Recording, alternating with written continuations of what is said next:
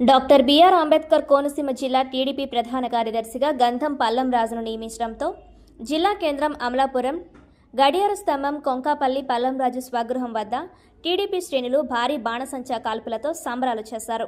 ఈ సందర్భంగా సీనియర్ నాయకులు మాట్లాడుతూ ప్రజాసేవలో ముందుకు సాగుతూ జిల్లా టీడీపీ నాయకులుగా మన్ననలు పొందుతున్న గంధం పల్లంరాజు అంబేద్కర్ కోనసీమ జిల్లా టీడీపీ ప్రధాన కార్యదర్శిగా పార్టీ అధిష్టానం నియమించడంతో జిల్లా స్థాయిలో పల్లంరాజు తొలి అడుగుతో జిల్లాలో పార్టీని మరింత బలోపేతం చేయడం ఖాయమన్నారు.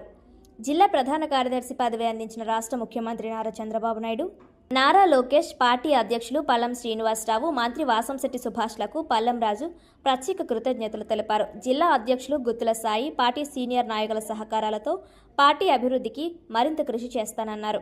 మాజీ అమలాపురం మున్సిపల్ చైర్మన్ చిక్కాల గణేష్ మాట్లాడుతూ పల్లంరాజు ఆధ్వర్యంలో జిల్లాలో పార్టీని మరింత బలోపేతం చేయడానికి తమ సహాయ సహకారాలు అందిస్తామన్నారు. జిల్లా నలుమూలల నుండి పల్లంరాజు అభిమానులు, ప్రజాప్రతినిధులు, టీడీపీ నాయకులు చింతా బాబ్జీ, చింతా శ్రీనివాస్, సొసైటీ అధ్యక్షులు దుర్గారావు, కార్యకర్తలు పల్లంరాజుకు ప్రత్యేక మొక్కలు, పుష్పగుచ్చాలు అందించి దుస్సాలవాలతో అభినందనలు తెలిపారు.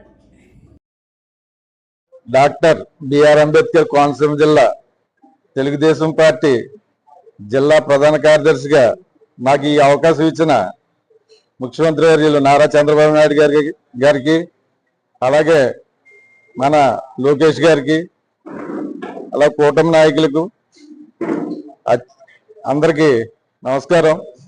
ఈరోజు నాకు ఇచ్చిన పదవిని నేను తెలుగుదేశం పార్టీని మరింత బలోపేతం చేయడానికి కృషి చేస్తాను.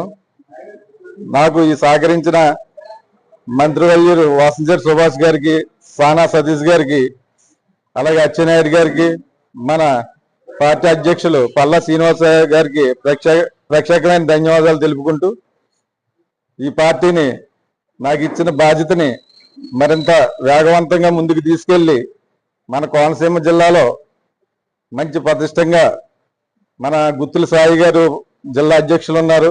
ఇద్దరం కలిపి కోనసీమ అంతా తిరిగి మన జిల్లా పార్టీని ఇంకా బలోపేతం చేయడానికి కృషి చేస్తాను. మరి ఈరోజు అంబేద్కర్ కోనసీమ జిల్లా అధ్యక్ష కార్యదర్శిని మరి నారా చంద్రబాబు నాయుడు నియమించడం జరిగింది. మరి ముఖ్యంగా అధ్యక్షుడిగా సాయి గారిని, మరి కార్యదర్శిగా గంధం పల్లంరాజు గారిని నియమించడం చాలా శుభపరిణామం. ఎందుచేతనంటే ఇద్దరికి కూడా రాజకీయ అనుభవం ఉంది, మంచి ఫాలోయింగ్ ఉంది. సామాజిక వర్గాల రీత్యా చూసుకున్నా కూడా సాయి గారికి కానీ గంధం పల్లంరాజు గారికి కానీ మంచి ఆదరణ ఉన్నటువంటి నాయకులు.